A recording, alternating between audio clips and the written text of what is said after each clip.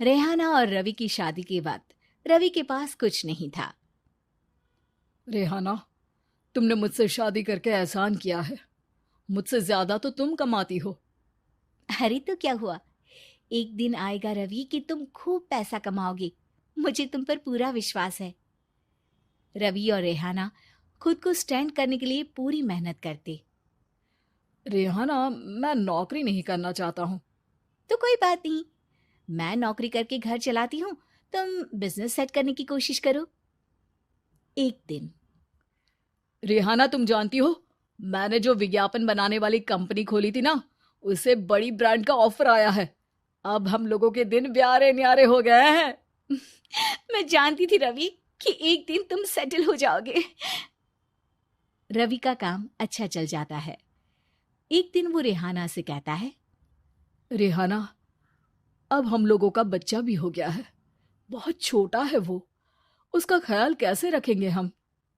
कैसे क्या, मैं गांव से माँ को लेकर आ जाती हूँ।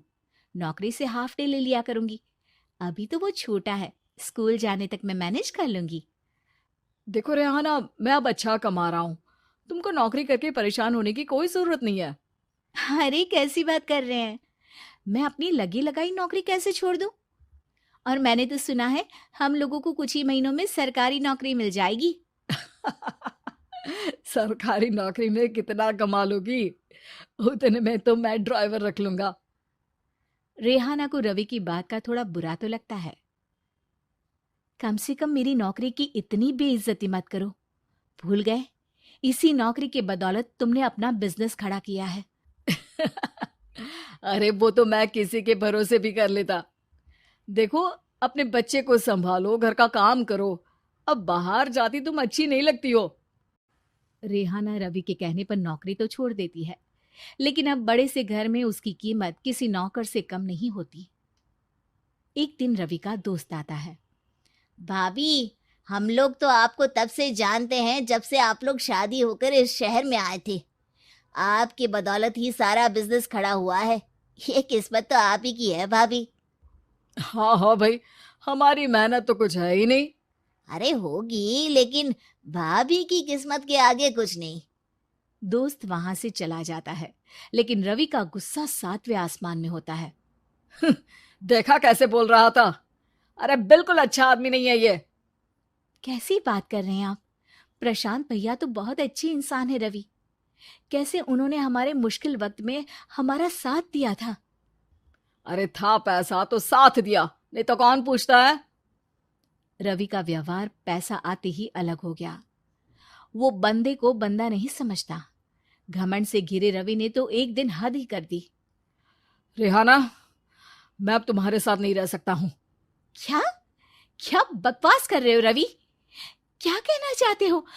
और क्यों नहीं रह सकते तुम मेरे साथ? देखो, मुझे कोई और पसंद है, और उसने साथ रहने पर बस यही शर्त रखी है कि मुझे तुम्हें तलाक देना होगा।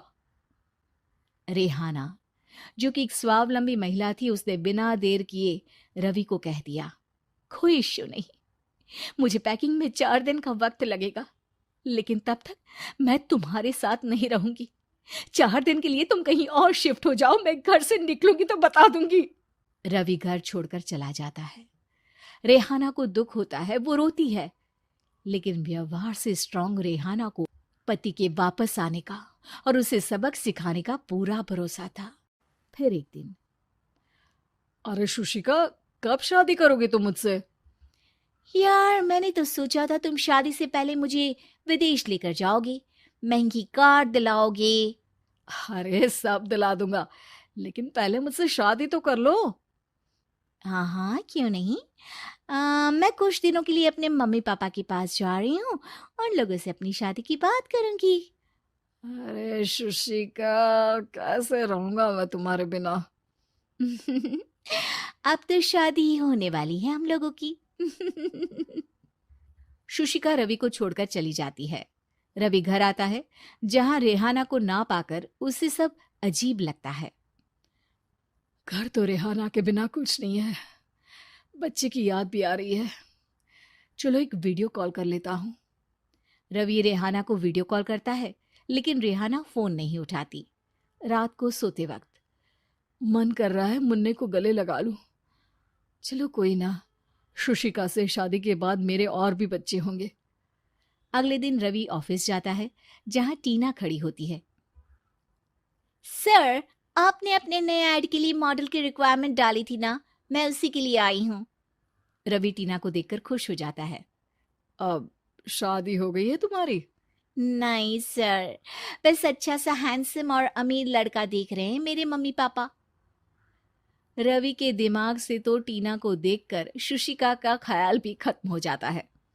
अरे यार, ये लड़की मिल जाए कितनी सुंदर है। शुशिका तो इसके आगे कुछ नहीं है। आ, अब क्या तुम्हें ऐसा नहीं लगता कि मुझसे मिलकर तुम्हारी ये खोज खत्म हो गई है?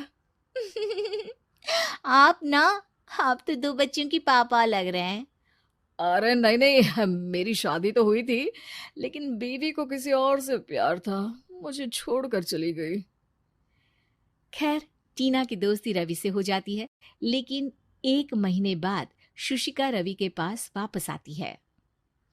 मेरे मम्मी पापा तुमसे मिलना चाहते हैं, लेकिन उन लोगों को ये मत बताना कि तुम पहले से शादीशुदा हो, और हाँ, शादी से पहले अपनी सारी प्रॉपर्टी तुमको मेरे नाम करनी होगी। अरे पागल, अब मैं तुमसे शादी ही नहीं करना चाहता। भला ऐसी लालची औरत से कौन शादी करेगा? तभी वहां टीना आ जाती है। रवि, ये पागल सी औरत कौन है? देखो, तुमने ही कह दिया ना पागल, तो पागल ही है। पता नहीं कौन है, कह रही है शादी कर लो, लेकिन शादी से पहले अपनी सारी प्रॉपर्टी मेरे नाम कर दो। बोल तो सही रही है। वैसे तुम जानती हो, मेरी एक सहेली है, उसके पति ने उसे पैसा आते ही छोड़ दिया, जबकि उसको खड़ा करने वाली ही मेरी सहेली थी। और मुझे भी भरोसा नहीं है। अगर मैं भी तुमसे शादी करूंगी तो तभी, जब तुम मेरे नाम अपनी सारी प्रॉपर्टी कर दोगे। अरे हाँ हाँ, क्यों नहीं, बिल्कुल कर दूंगा। रवि और टीना की शादी की तारीख तय हो जाती है। वो अपनी सारी प्रॉपर्टी के कागज लेकर शादी वाली जगह पर पहुंचता है, लेकिन वहां टीना आती नहीं। रवि टीना को मैसेज करता है। कहाँ हो?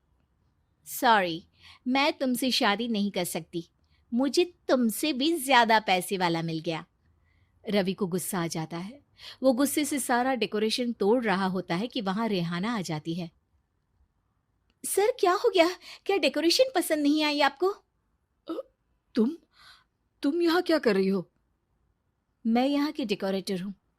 क्या आपको पसंद नहीं आई यहाँ की सजावट? रवि दौड़कर रेहाना के गले लग जाता है। मुझे माफ कर दो रेहाना। रवि रेहाना के गले लग जाता है और रेहाना टीना को थैंक्स का मैसेज करती है।